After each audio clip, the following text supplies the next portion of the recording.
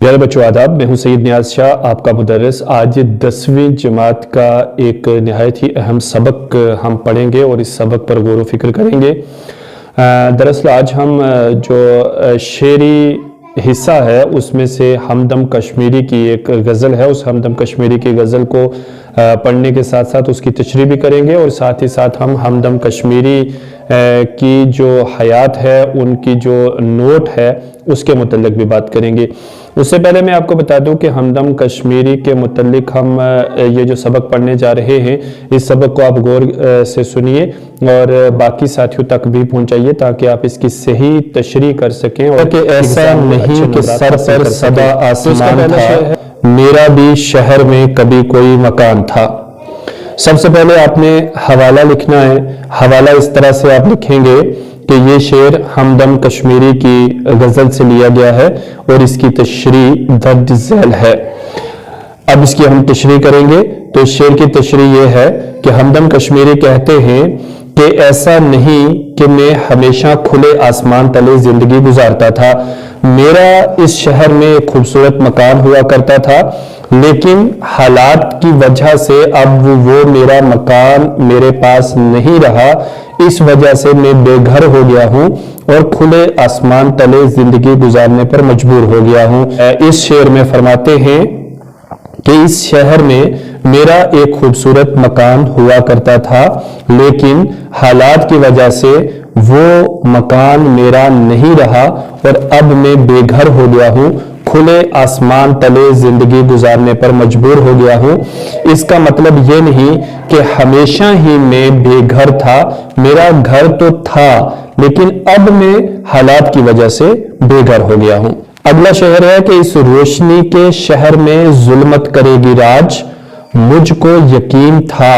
نہ تجھے ہی گمان تھا۔ روشنی کا شہر، خوشیوں والا شہر، جہاں خوشیاں ہی خوشیاں ہوں، شاد و آباد شہر، یعنی آباد شہر کو روشنی والا شہر کہا جا سکتا ہے۔ اس روشنی کے شہر میں ظلمت کرے گی راج، روشنی کی ضد ظلمت ہے یعنی اندھیرا ہے۔ تو شاعر کہتا ہے کہ ہمارا شہر روشنی والا شہر تھا اور یہاں ہر وقت خوشیاں ہی خوشیاں تھی، اور اس روشنی والے خوبصورت شہر میں اندھیرا راج کرے گا، یعنی یہ شہر اجڑ جائے گا اور یہاں پر غم کے بادل چھا جائیں گے۔ اس کا نہ تو مجھے یقین تھا اور نہ ہی اے میرے دوست تو نے اس بارے میں سوچا ہوگا کہ کبھی ہمارا یہ ہنستا بستا مسکراتا روشنی والا آباد شہر اجڑ جائے گا اور یہاں پر غم کی تاریکی چھا جائے گی اور چاروں طرف اندھیرا ہی اندھیرا ہو جائے گا۔ یعنی ہمدم کشمیری شہر کی خوبصورتی کا ذکر کرتے ہیں، شہر کی چکا چوند کا ذکر کرتے ہیں، اور خاص طور سے شہر کی خوشیوں، مسرت اور شادمانی کا ذکر کرتے ہوئے کہتے ہیں کہ یہ خوشیوں بھرا شہر، یہ شادمانی والا شہر اجڑ جائے گا، اس متعلق نہ ہی تو میں نے کبھی سوچا تھا اور نہ ہی کسی اور نے کبھی اس متعلق خیال بھی کیا تھا، گمان بھی کیا تھا۔ آگے لکھتے ہیں کہ دھویا نہیں گیا جو کسی پرشگال سے، میری زمین پر وہ لہو کا نشان تھا۔ پرشگال کا مطلب ہوتا ہے بارش۔ کہتے ہیں کہ میری زمین پر لہو کا ایسا نشان لگ چکا تھا، ایسا دھبا لگ چکا تھا، ایسا میری زمین پر لہو بکھر چکا تھا کہ کتنی بھی بارشیں ہوئی ان بارشوں سے وہ لہو کے نشانات وہاں سے دھوئے نہیں جا سکے۔ یعنی شاعر یہ کہتا ہے کہ میری زمین پر خون کے ایسے نشانات لگ چکے ہیں کہ جن کو کوئی بھی بارش دھو نہیں سکتی، کتنی بھی بارشیں ہوں لیکن وہ خون کے نشانات برابر وہاں پر موجود ہیں اور موجود رہیں گے۔ آخری شعر میں کہتے ہیں کہ ہمدم کو چپ لگی ہے زمانہ گزر گیا، ہمدم کو چپ لگی ہے زمانہ گزر گیا، اس شہر خاموشی میں وہ صاحب اذاں تھا۔ آخری شعر میں شاعر اپنے آپ سے مخاطب ہو کر کہتے ہیں کہ ہمدم کشمیری اب چپ ہو گیا ہے، خاموش ہو گیا ہے، یعنی اپنے بارے میں وہ کہتے ہیں کہ ہمدم کو اب چپ ہو گیا ہے، خاموش ہو گیا ہے، لیکن ہمدم کی آواز سوئے ہوئے لوگوں کو جگانے کا کام کرتی تھی۔ جس طرح مؤذن کی اذان سن کر لوگ نماز کے لیے اٹھتے ہیں، اسی طرح میری آواز سن کر لوگ جاگتے تھے، ان کے ضمیر کو جگانے کا کام میری آواز کرتی تھی، لیکن حالات نے مجھے مجبور کر دیا ہے اور اب میں خاموش ہو گیا ہوں۔ تو میرے خاموش رہنے کا مقصد یہ نہیں ہے کہ میرے منہ میں زبان نہیں ہے، بلکہ حالات کی وجہ سے اب مجھے خاموش رہنا پڑ رہا ہے۔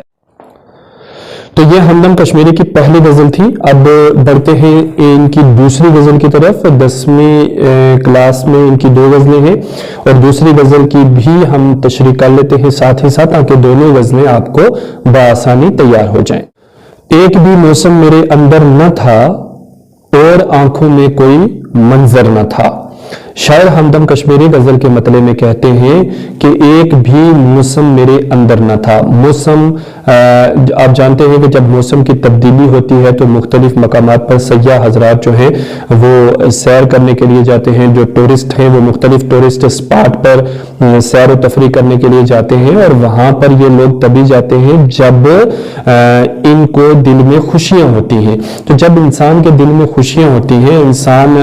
فراغت میں ہوتا ہے، تب وہ انجوائے کرنے کے لیے، موسم کا مزہ لینے کے لیے گھر سے نکلتا ہے۔ تو ہمدم کشمیری کہتے ہیں کہ میری زندگی میں دکھ اور تکلیف تھے، اور دکھوں اور تکالیف کی وجہ سے میری زندگی میں کسی بھی موسم کا مزہ نہیں لے سکا، یعنی موسم کی خوبصورتی کو دیکھنے کے لیے میں گھر سے نہیں نکل سکا، اور میری آنکھوں نے کوئی بھی خوبصورت نظارہ دیکھا ہی نہیں، کیونکہ میں اپنے روزمرہ کے معاملات میں الجھا رہا، اور انہی روزمرہ کے معاملات میں الجھے ہوئے ہی میری زندگی کی شام ہو گئی، میری زندگی تمام ہو گئی۔ یعنی شاعر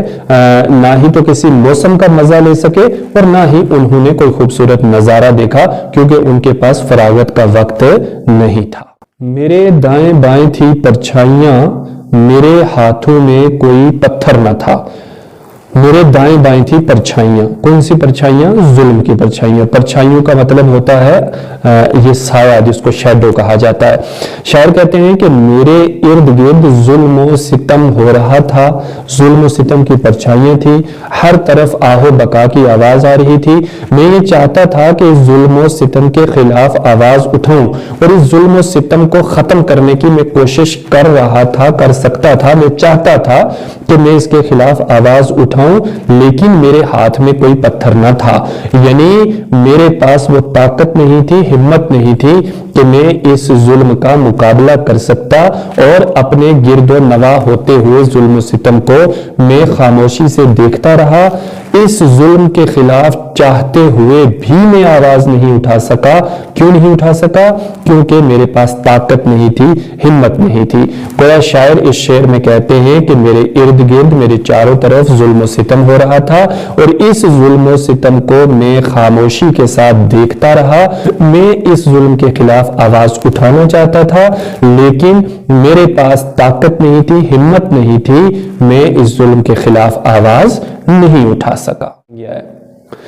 خواب اپنے کیا حقیقت ہو گئے، لمس کیسا تھا اگر پیکر نہ تھا۔ لمس ایک ایسی چیز جس کو ہم صرف محسوس کر سکتے ہیں، اس چیز کو ہم چھو نہیں سکتے۔ تو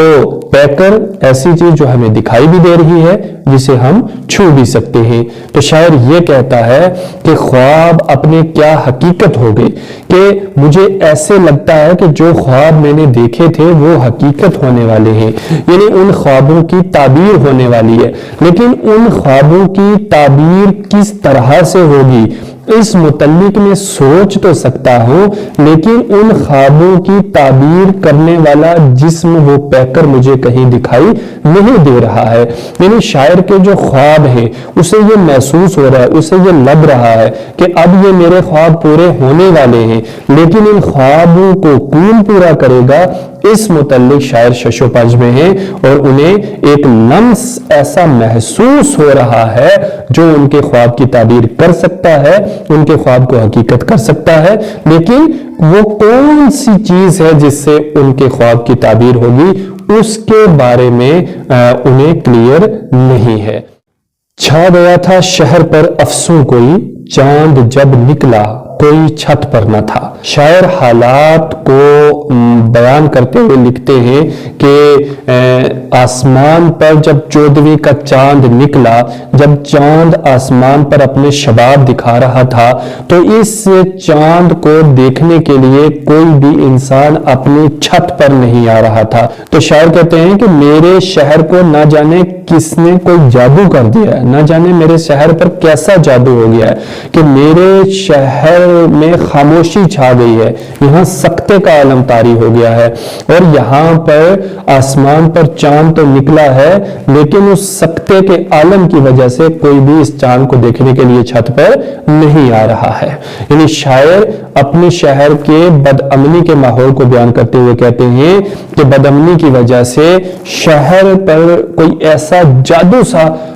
ہوا دکھائی دے رہا ہے کہ جس کی وجہ سے لوگ اپنے گھروں کے اندر خاموش ہیں، چپ چاپ ہیں، اور چاند کا نظارہ لینے کے لیے کوئی بھی انسان چھت پر نہیں آ رہا ہے۔ آپ جانتے ہیں جب عید کا چاند نکلتا ہے یا 14ویں کا چاند ہوتا ہے یا کوئی بھی چاند ہوتا ہے، خاص کر گرمیوں کے موسم میں، تو تمام لوگ اپنی چھتوں پر ہوتے ہیں، چاند کا نظارہ لیتے ہیں، اور عید کے چاند کو تو خاص طور سے لوگ ڈھونڈنے کے لیے اپنے مکانات پر جاتے ہیں۔ لیکن یہ سب تب ہوتا ہے جب امن ہو، شانتی ہو، سکون ہو، اور اگر سکون نہیں ہوگا تو چاند کا نظارہ لینے کوئی اپنے چھت پر نہیں جائے گا۔ تو اسی منظر کو شاعر ہمدم کشمیری بیان کر رہے ہیں کہ جب آسمان پر چاند نکلا تو بدامنی کی وجہ سے اس چاند کو دیکھنے کے لیے میرے شہر کا کوئی انسان چھت پر نہیں آ رہا ہے۔ ایک صدا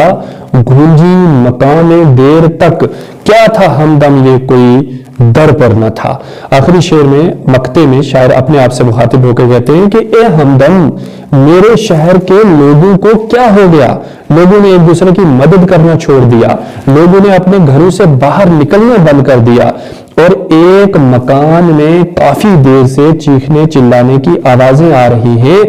لیکن اس مکان پر وہ آوازیں کیوں آ رہی ہیں؟ حال جاننے کے لیے اس مکان کے دروازے تک کوئی نہیں جا رہا ہے۔ نہ جانے میرے شہر کے لوگوں کو کیا ہو گیا کہ انہوں نے ایک دوسرے کی مدد کرنا چھوڑ دیا۔ گویا ہمدم کشمیری ایک ایسے ماحول کا ذکر کر رہے ہیں کہ جب لوگ ڈر کی وجہ سے اپنے گھروں سے باہر نہ نکل رہے ہوں، تو اس شعر میں شاعر کہتے ہیں کہ ایک محلے میں، ایک شہر میں ایک ایسا مکان تھا کہ جہاں پر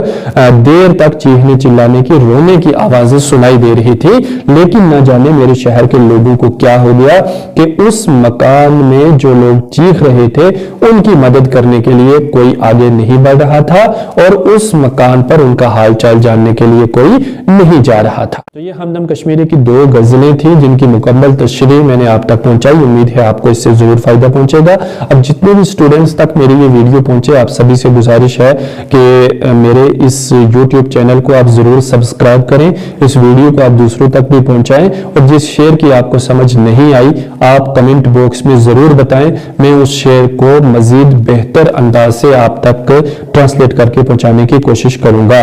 اب یہ ہمدم کشمیری کا نوٹ ہے، یہ ہمدم کشمیری کا نوٹ آپ دیکھ لیجئے، اور اگر آپ چاہیں تو یہاں سے ہمدم کشمیری کا نوٹ اپنی نوٹ بک پر تحریر کر کے آپ اسے یاد بھی کر سکتے ہیں۔ میں آپ کو بتا دوں کہ 10ویں جماعت میں ہمدم کشمیری کی یہ 2 غزلیں ہیں، ان دونوں غزلوں کی آپ کو تشریح تیار کرنی ہے اور ہمدم کشمیری کا نوٹ تیار کرنا ہے، باقی یہاں سے آپ کو کچھ بھی ایگزام کے لیے تیار نہیں کرنا ہے۔ تو اسی کے ساتھ اپنے مدرس سید نیاز شاہ کو اب اجازت دیجئے، ان غزلوں کو خوب اچھی طرح سے تیار کیجئے۔ بیسٹ آف لک، خدا حافظ۔